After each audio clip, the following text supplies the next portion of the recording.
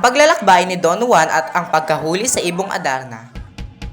Matapos mapasyang hanapin ng Ibong Adarna upang mapagaling ang kanyang ama, nagsimula ang mapanganib na paglalakbay ni Don Juan. Hindi niya alintana ang pagod at panganib sa kanyang paglalakbay patungo sa bundok Tabor.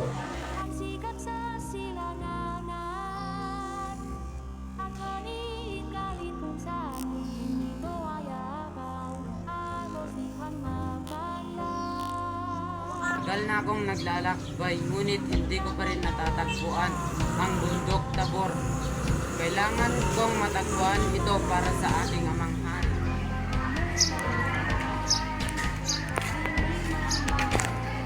Binata, mukhang malayo yung ginakbay. Ano ang iyong hinahanap?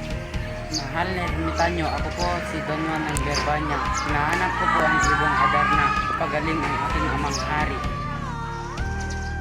Kung ganoon, makinig ka sa akin. Ang Ibong Adarna ay naninirahan sa puno Piedras Blancas sa bundok Tabor. Ngunit mag-ingat ka. Ang kanyang awit ay nakakapagtulog sa sino mang nakarinig ito upang hindi makatulog. Sugatan mo ang iyong sarili at bigain mo ito ng dayap habang pinakinggan mo ang kanyang awitan. Maraming salamat, mahal na ermitanyo. Pinapangako kong susundin ko ang iyong payo.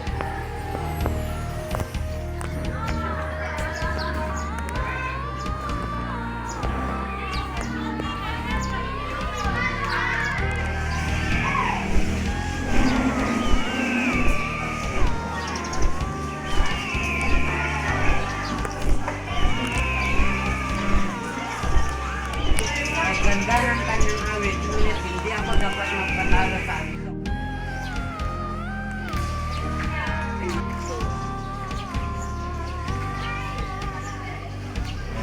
Go!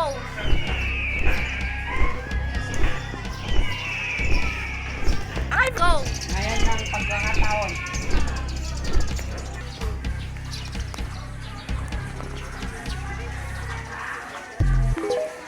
Dito ay abaw, agos di pa mapala. Kamagalas ka na Ang pagtatapos.